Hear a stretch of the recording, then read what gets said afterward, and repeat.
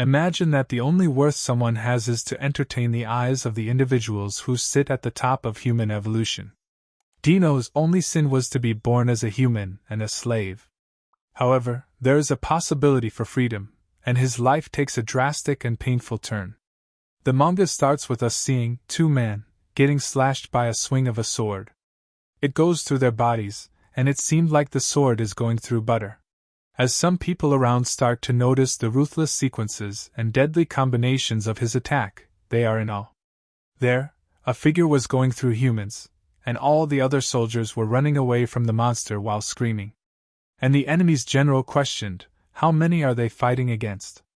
And the injured soldier replied that only one soldier is giving them an experience of the depth of hell. As our scene swoops, we see the god of war in action, going through human flesh like butter, slashing and slicing through everyone in the battlefield. As our main protagonist gets this chilling introduction, he lets out his war roar and petrifies everyone in the field. In this world, the first emperor of Eustacia, of the magical empire, Gottfried von Eustacia, declared to all his subjects that humans without the gift of magical power are nothing but a stain to humanity. His declaration was firm, and he made sure that there would be two human realities, one with magical and godlike power, and the other with nothing but physical strength. The decree became the standpoint of this nation. This caused a massive fall of humans with no magical power. They lost their right to freedom and were forced to become slaves of the magic wielders. The only good that these slaves could give was labor, that the almighty magicians hated. Soon, the magicians ruled over the world and began breeding to ensure that their bloodline would continue, and on the other hand, slaves were forced into all sorts of labors. As this world continued, there became a big gap between classes. Our main protagonist was born into this ruthless world, and his sin was to be born as someone with no magical power. When he opened his eyes and became old enough to understand things, he learned that he was born in a coliseum, and day to day his life was all about getting beaten to the point where he would pee and vomit blood from the intense beating. The condition of this environment was inhumane. Every second there were fights that were all death match. The only food that they would get was moldy bread, and sleeping on straw bedding was a blessing. All his life, he would only have to train and train. This endless suffering of his is something that he was born to go through. However, despite everything, there is still hope left in him. There is a chance for freedom. The gladiator Caesar, who walked out of the Colosseum as a free man after winning his 1000th fight, was well known. And whoever would slay 1,000 men would earn his freedom. Although Caesar was never really real or anything, this was something that poor Dino believed.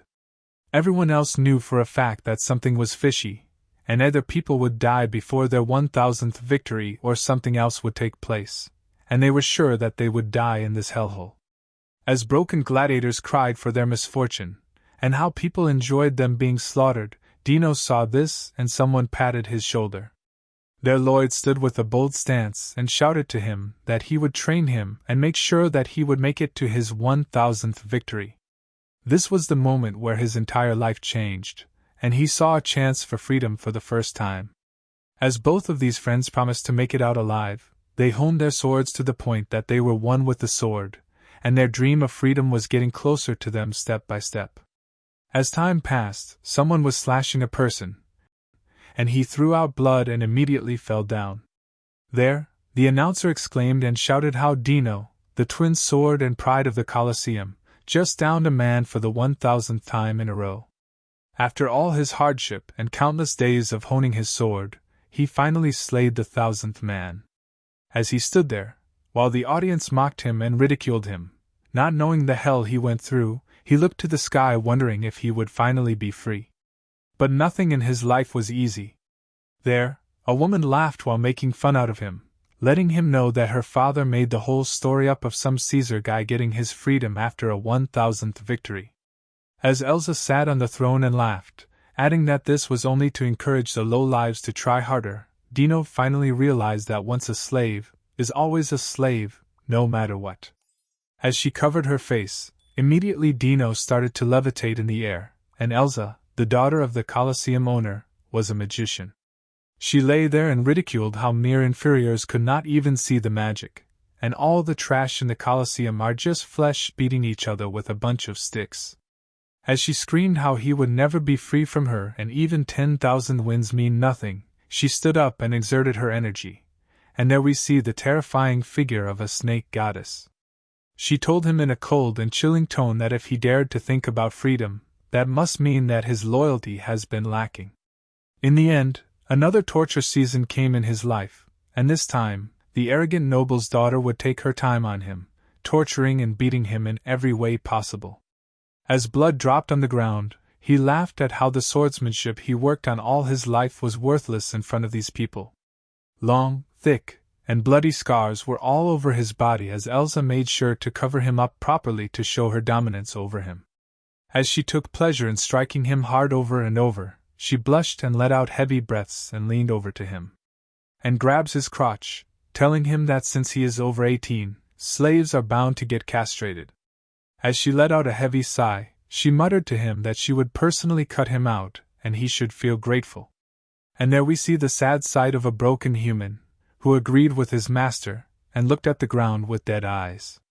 He thanks his master, and immediately from the side, a lady rushed in and exclaimed that there is an official order from the 5th prince and all the gladiators are required to sacrifice themselves in the war. As Elsa grunted from hearing this, and shouted how her fun time was ruined. The Eustacia kingdom was losing to their enemies in the worst way possible. As the kingdom's cowardly tactic came to life, the almighty king wanted to throw all the Colosseum's slaves to the front line to buy the mages time to cast a spell. As their king shouted and told them that they are free and their last role is to die for the kingdom, he added that they should feel grateful. He added that no one must come back alive. As slaves heard this, their own kingdom was about to waste thousands upon thousands of lives, and only because they were not valuable enough. As the poor souls marched to their death, they slashed their swords with well-armed soldiers, who easily killed them in an instant, and they didn't even get the chance to fight back properly. As the slave held the line, from the sky a large, condensed energy fell to the ground with a thunderous noise, blasting everything that came into its sight. The shockwave sent everything flying, and there the Eustacia mages threw out large magic spells which blasted everything. And sadly, the Colosseum slaves who were told to guard the line were the one getting hit, and they cried out that they are casting spells without a single ounce of mercy and regard for them. As Dino grunted and got back up, he saw a man who seemed to be calling for his help. Dino rushed over to see that the man was finally smiling and muttered, "Finally."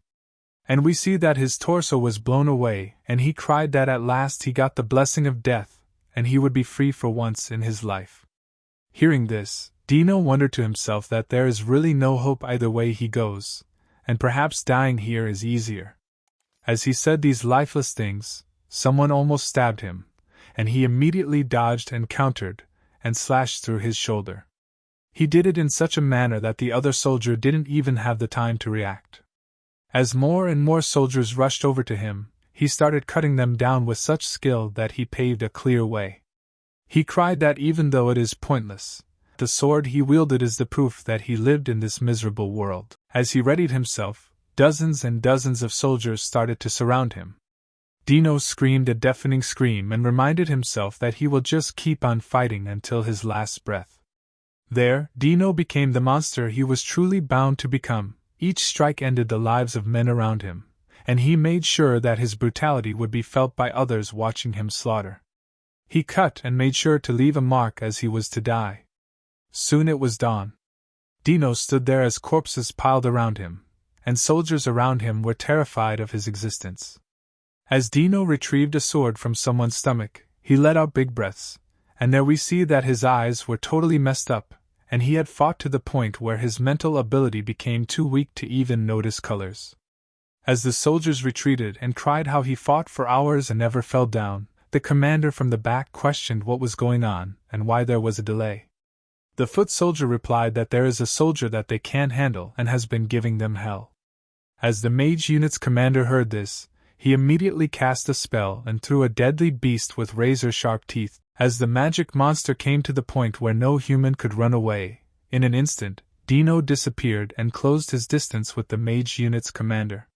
He slashed the guards near him, and as the mage commander processed what had just happened and how a mere normal slave could dodge an unseen attack, Dino's sword lodged inside his throat. As the nearby soldiers saw this, they were sure that the god of war had reincarnated, and they started to cry from his presence. On the other hand, Dino was at a point where nothing was clear to him, and he could no longer see a thing. He could barely hear the things going on around him. From the side, another mage sent out 4 magic missiles, and from Dino's perspective, this is all just sensation that he remembers from his fights with the contestants of the Colosseum. As going through those fights made his body death itself and detect every type of killing intent, he was sure that he had crossed the evolution phase of normal humans. As the missiles approached him, he stood there and dodged with ease, and cut down everyone who stood in his way. He reminded himself that he would dodge death, and kill it back. As steam left his mouth, and blood dripped from his face, he muttered again and again that he would not lose. He held his sword up and grinded his teeth and stood there, telling himself that he would fight until he can still grip his sword. The threatening aura that could break anything surrounded him. He became the worst enemy for the whole army. As the soldiers backed down, knowing that they would die in an instant, someone from the back praises Dino. A mysterious person started to march right at him, and was surprised how he could dodge everything by sensing the killing intent. From the side, soldiers exclaimed and told their princess to retreat, and the woman threw down her sword and reminded them that they can't waste any more lives. She started to walk at him, not knowing that he could sense her and strike. However, in front of him, he could see nothing, and the soldiers behind the princess were visible to him, but her presence was not. As he lifted his arm to check if something was there, a beautiful person greeted him and grabbed his sword and told him to stand down. As he gripped the sword with his bruised hand, he tried to see her, but his vision was blurry. And they both stood there, and she told him that his entire army ran away leaving him behind. She reminded him that he has done his duty, and begged him to stop wasting her army and soldiers. As he tried to understand what she said, he was sure that she had no killing intent for him. Exhausted to the point that he could collapse, he dropped the sword and knelt down. He cried that his body is done for. The princess asked his name, and with a trembling voice he replied, and she introduced herself as the 3rd princess of Sandalia and the current commander of defense, Rafine Rios Sandalia. As she removed her glove and brought out her hand, and with a gentle voice she told him that she paid her utmost respect to the great swordsman of Eustacia. She praised how he was the most fearsome and most honorable enemy that she has ever seen. He sat there, and she said these beautiful things about him. He cried that for once in his life, someone acknowledged his existence. And it was none other than the enemy's princess. As they both met, their lives would create history.